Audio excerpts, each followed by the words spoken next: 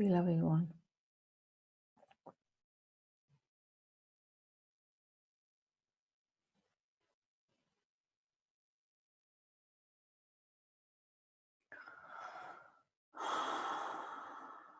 well, first let me say thank you. Thank you in this play for giving some value and being interested to purchase these writings.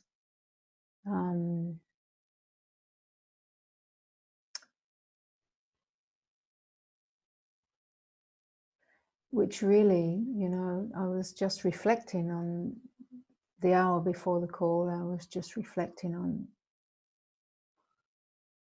if those writings had never taken shape, this particular configuration of beings wouldn't be meeting here right now.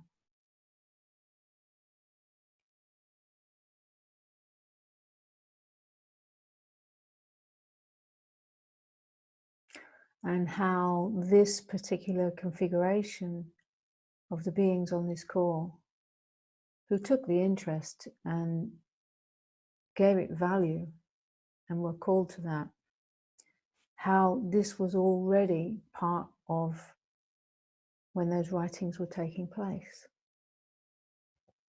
Not a moment has passed.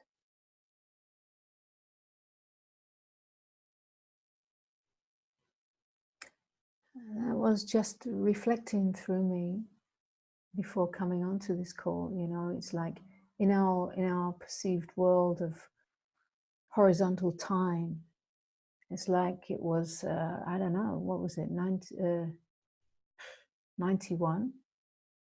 So something like 29 years ago that was written. And I'm knowing that not a moment has passed. It's this moment, this very meeting that's taking shape was already included in that moment.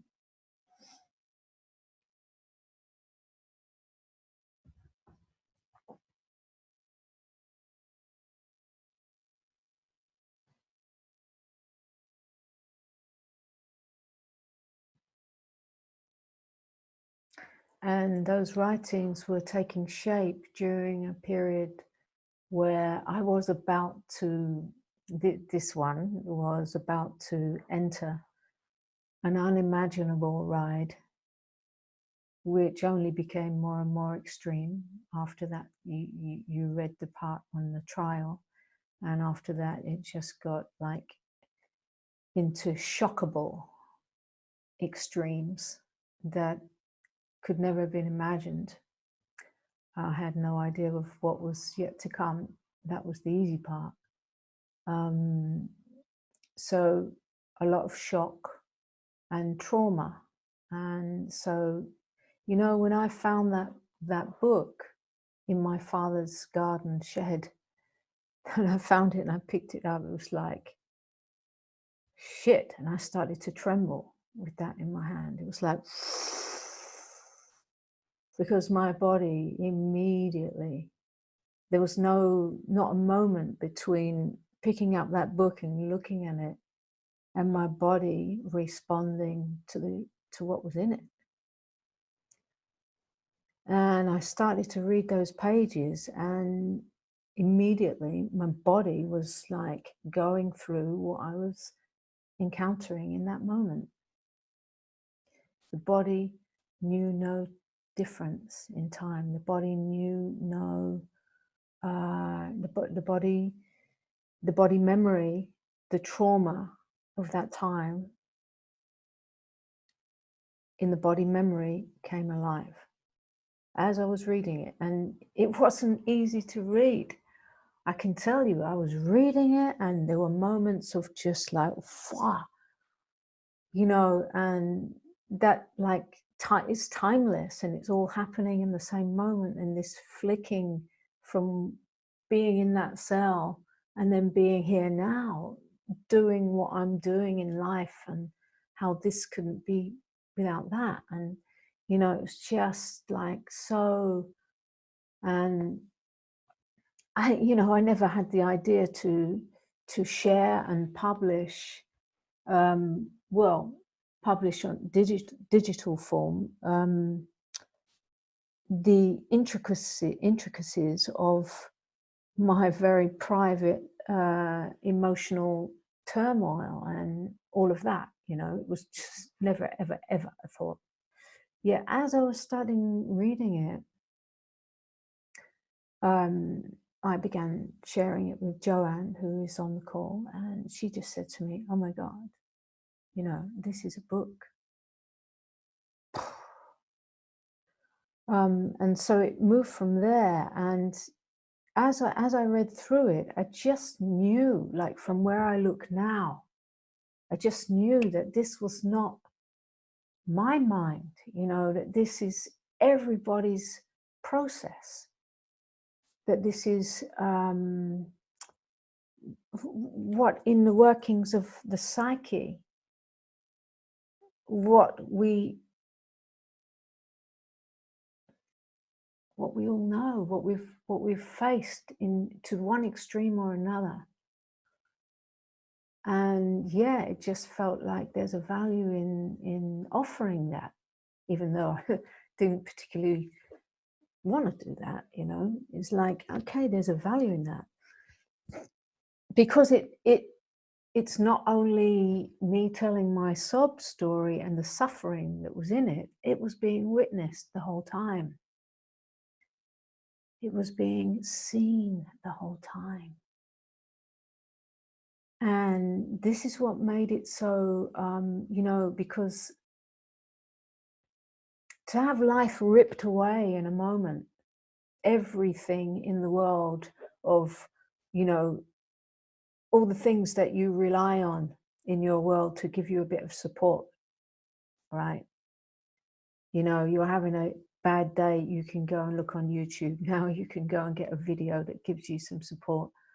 You can pick up a book, you can, all these things, you know, all these ways or whatever, all of that was ripped away in a moment. So there was nothing to rely on. Only one thing in that story that was given as part of this moment. You know, the mind can't grasp this. As part of this moment happening, the 18 months before that, there had been a complete and utter total surrender here to what in my projection was Osho, but this was a complete and utter surrender to the master, to the godliness, to the what I was recognizing coming through him, that was lighting that up in here as a reflection. And there was a total and utter surrender to that, you know, a year and a half before getting in that situation.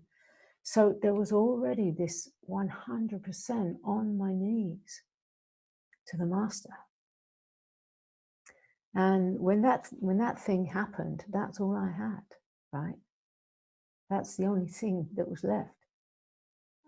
I was on my knees. And during the period that you read, I was still allowed visits, 10 minutes a day, and I was still allowed food, which was a hell realm, actually.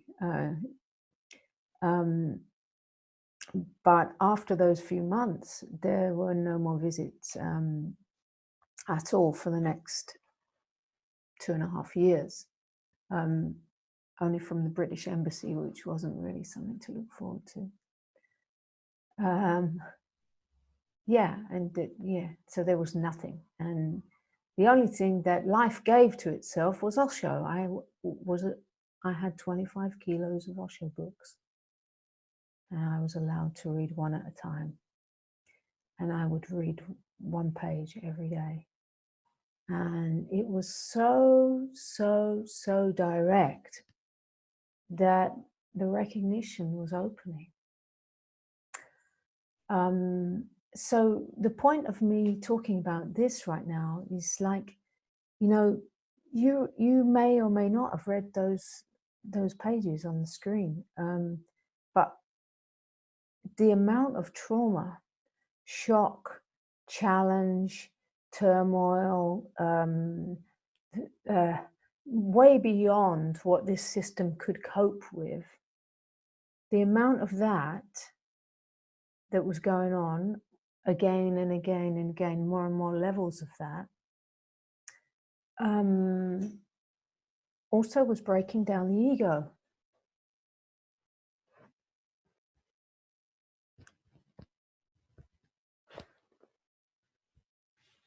Because again and again I was on my knees, yeah.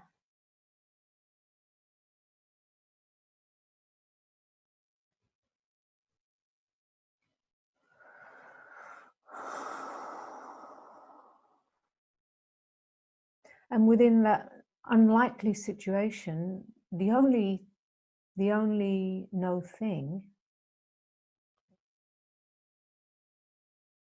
that could survive all that was revealing itself.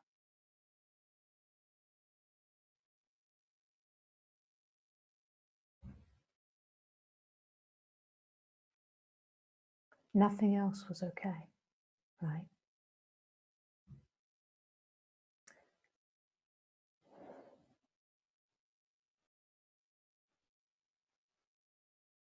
So it was revealing itself.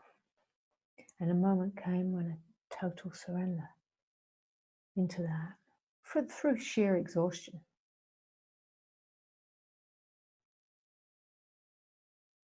Not through choice, through sheer exhaustion. Right? And so there's so much to say about all that, and that is what has led to this moment.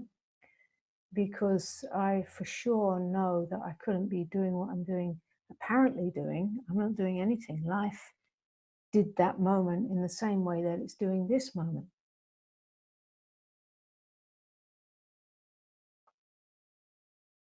Life has its plan, its own plan, right?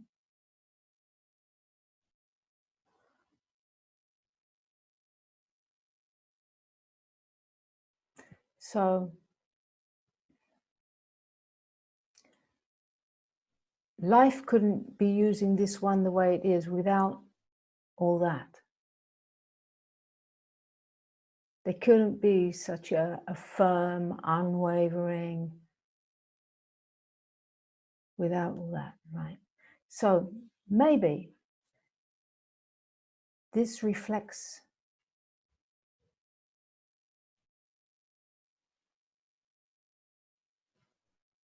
in your own story, somewhere in your own lived and living story.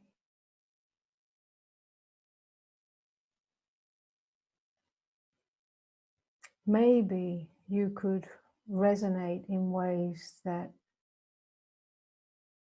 in the deepest recesses that you know those places. Maybe you will be taken to those places. One thing for sure is that you're being made new.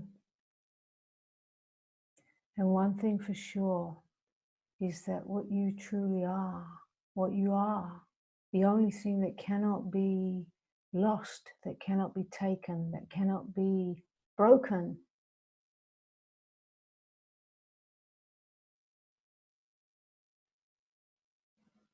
is calling you home, is calling you back.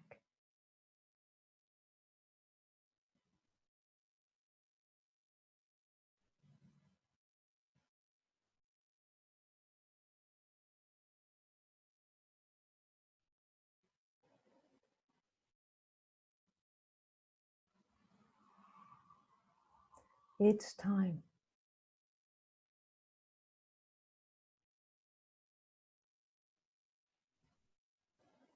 It's time to stand in the divinity of your humanness, your human divine configuration. It's time, because I tell you, nothing else will work. And you know it. I think you know it already, that nothing else works.